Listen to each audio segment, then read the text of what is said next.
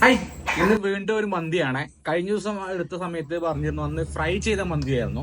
അന്ന് പറഞ്ഞിരുന്നു ഇങ്ങനത്തെ ഒരു മന്തി ഫ്രൈ ചെയ്യണം, സാധാ മന്തി ഒന്ന് പരീക്ഷിക്കണം എന്നുള്ളത്. അപ്പൊ ആ മന്തിയാണ് അന്ന്. സാധാ പുഴുങ്ങിയുള്ള ചിക്കനൊക്കെ ആയിട്ട്, പിന്നെ ആ കൂട്ടത്തില് കുറച്ച് ചിക്കൻ ഫ്രൈ ഉണ്ട്, പിന്നെ സോസ് ഉണ്ട്, പിന്നെ നല്ല ഈത്തപ്പഴം അച്ചാറുണ്ട്. ഇത് ഉണ്ടാക്കിയാണ് ഇവിടെ. അപ്പം ഇന്ന് ആ മന്തി ഒന്ന് കഴിക്കുകയാണ്. അഭിപ്രായവും എന്താന്ന് നോക്കണല്ലോ. റൈസ് അന്ന് പറഞ്ഞാണ്.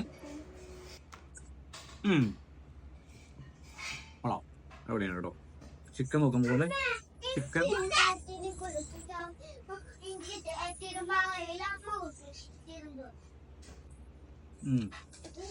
സ്പൈസസ് കുറച്ച് കൂടിയ സംശയമാണ് ഇടയ്ക്ക്. ആ ഗരം മസാലേന്റെ ഒക്കെ, സോറി, ആ കറുകപ്പട്ടേന്റെ ഒക്കെ, പക്ഷെ ടേസ്റ്റ് ഉണ്ട്. കൊള്ളാം. ചോറ് കഴിച്ചോട്ടെ. സൂപ്പർ. അപ്പൊ മന്തിക്കഥയാണ്